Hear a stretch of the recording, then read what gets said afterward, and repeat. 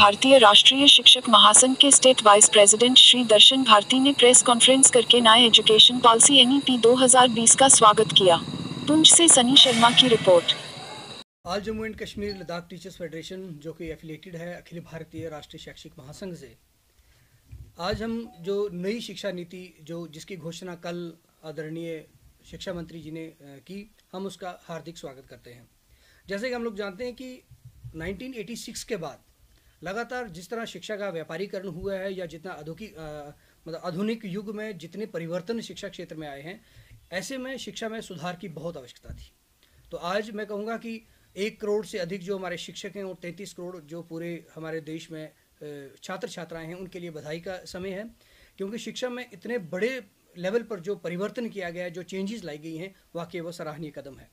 जबकि हम पिछले कई सालों से शैक्षिक महासंघ मांग करता आ रहा है कि शिक्षा क्षेत्र में बजट का जो है, हमारे जीडीपी का जो है वो 6% खर्च होना चाहिए। तो सरकार ने उस मांग को भी मानते हुए, जो कि पहले 4.43% था, उसको बढ़ा करके 6% कर दिया है। ये बहुत सराहनीय कदम है।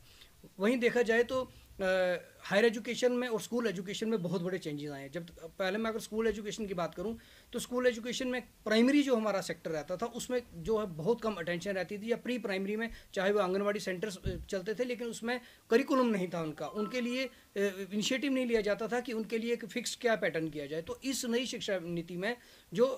3 क्लास तक, तीसरी कक्षा तक जो है, उसके लिए बेसिक न्यूमरेसी और बेसिक लिटरेसी पर स्ट्रेस दिया गया है, ताकि तीसरी कक्षा का जो छात्र छात्राएं हैं वो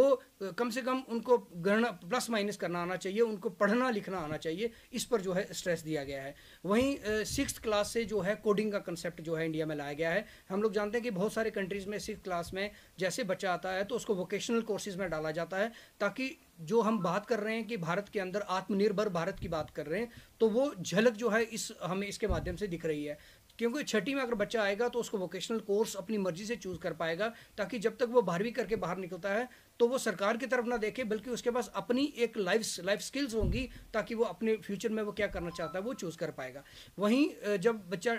खासकर जब बच्चा 12th में 11th में जाता था तो वो सब्जेक्ट चूज़ करता था। तो सब्जेक्ट चूज़ करने में एक फिक्स्ड नॉर्म होते थे कि वो साइंस स्ट्रीम वाला साइंस लेगा, आर्ट्स वाला आर्ट्स लेगा, नॉन मेडिकल लेगा। लेकिन इसमें कुछ परिवर्तन लाए गए हैं। इसमें मल्टी डिसिप्लिनरी जो है कंसेप्ट जो है लाया गया है। इसमें अगर साइंस का कोई विद्यार्थी है,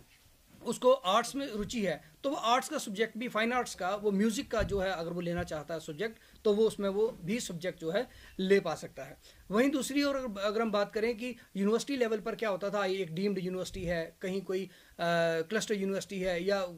बहुत सारे ऐसे यूनिवर्सिटीज़ के अलग अलग कंसेप्ट होते, तो सबके अलग अलग नाम्स होते थे। लेकिन इस शिक्षा नीति में जो है सबके लिए एक सिंगल रेगुलेटरी अथॉरिटी बनेगी, जो पूर्व सबको लिए एक ही नियम होंगे, और उसमें इंपॉर्टेंट चीज़ ये रहेगी कि जो हमारी ग्रॉस एनरोलमेंट रेशियो है, वो टारगेट रखा गया है कि 2035 तक जो है वो उसको 50% जो है पहुंचाया जाएगा। और जो 2 करोड़ विद्यार्थी अभी भी हमारे जो शिक्षा से वंचित हैं, जो ड्रॉप आउट हैं, उनको दोबारा स्कूल में लाने के लिए बहुत बड़े पैमाने पर जो है प्रयास किया गया है। और हम अगर स्कूल शिक्षा की बात करें तो यहाँ रोड सिस्टम जो है पिछले कई सालों से चल रहा है। उसमें क्या होता है कि अगर विद्यार्थी रटे रटाए क्वेश्चन, वही सिलेबस होता है, वही रटता है और रट के एग्जाम में लिख के आ जाता है, तो बच्चा पास हो जाता है, जब उसकी सही एक्चुअल नॉलेज को टेस्ट नहीं किया जाता था। लेकिन इस नई शिक्षा नीति के तहत क्या होगा कि जो एग्जाम्स में ऑब्जेक्टिव हो या सब्जेक्टिव हो, वो उसकी एक्चुअल नॉलेज के आधार होंगे, उस बेस पर उनको जो मार्क्स दिए जाएंगे। और साथ ही जो हम लाइफ स्किल्स की बात करते हैं, जनरली जब बच्चे को एक मार्क्स कार्ड मिलता था तो मार्क्स कार्ड में उसके कहा जाता था हिंदी में इतने हैं, इंग्लिश में इतने अंक मिले हैं,